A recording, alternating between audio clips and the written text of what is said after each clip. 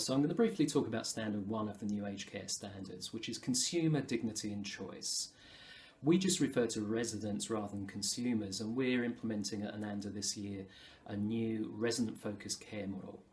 So Standard 1 of the standards is a foundation standard. It's at the centre of all the other 7 standards. So if we don't meet Standard 1, the chances are we can't meet the other standards either. The strong focus of Standard 1 is on resident choice and preference, and that's choice and preference about everything that happens to them, whether it's food choices, ADLs, who looks after them, when they look after them, how they want care delivered, and when. We have to engage with each resident and find out exactly what their culture is, what their background is, as is important to them. And we need to build that into a plan of care for each individual person. So where in the past we've provided meals at certain times, we've provided them in certain places, there's been a choice, but it's been a choice of 1 or 2 things. And where we've provided activities at certain times in certain locations, that doesn't necessarily meet the requirements of every individual resident. And the consumer outcome for Standard 1 is stated as I am treated with dignity and respect and can maintain my identity.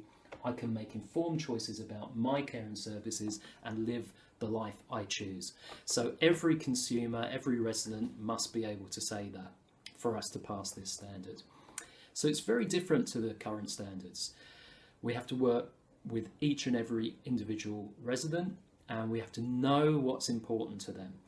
To do that, we have to tap into something called cultural safety, which is a new term within the standards. And cultural safety just means everyone's an individual, we're all individuals, and what makes us tick is different to everyone else. We have to know as far as is possible and as far as the resident wants us to know what is important for them. So that could be about their history, their background, their culture, their religious background, and their sexuality. Within the standards, diversity is very strongly embedded within Standard 1. So we are a multicultural staff workforce at Ananda, and certainly a multicultural resident population.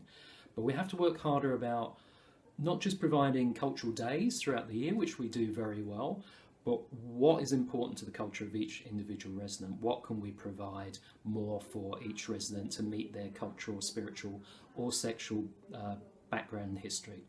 We've started to provide multi-faith areas. There's certainly one in Findon already, and we're going to provide one at Hope Valley for staff to pray in if they wish to, or to go to as a quiet area, a contemplation area, and certainly for the residents as well.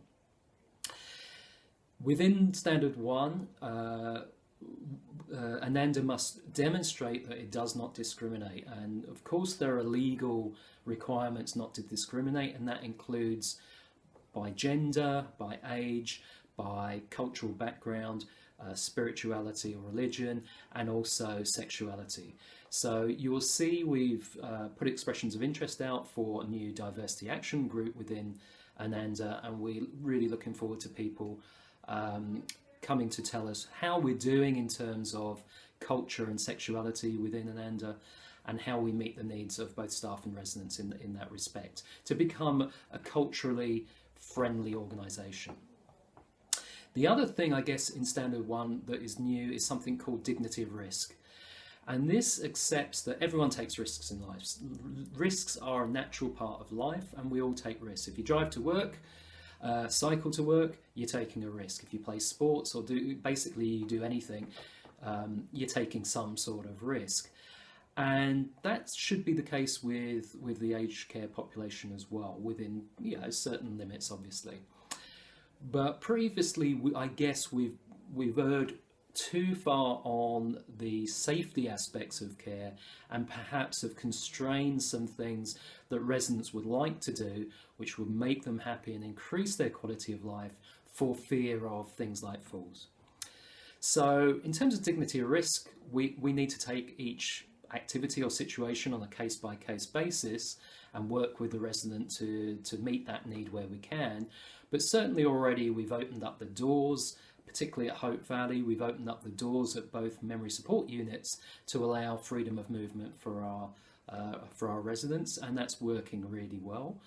And we have examples where residents are now helping the maintenance team by doing jobs, and we're providing meaningful activity for those residents, and they're feeding back that they really appreciate being involved in those things because it makes them feel worthwhile and important, and that's part of our role at Ananda, is to do that, not just to look after people and ensure their safety, which we still need to do, but to promote their well-being and quality of life. So standard 1's a big standard. We're doing a lot of things in this area, but you'll understand some of the changes we're making is because we can no longer say to residents, you can't do that, or we don't do that here, or we haven't got that here. We may not right now, but if a resident is feeding back to us that they're not happy about something, or they want their preference and choice is not being met, we need to take that on board and address that as much as we possibly can. So from a staff point of view, we do encourage feedback through the verbal feedback forms or the blue forms from residents. So please do actively provide that feedback when you can. All right, so that's basically in a nutshell standard 1. I'll leave you now and we'll pick up on standard 2 shortly. Thank you.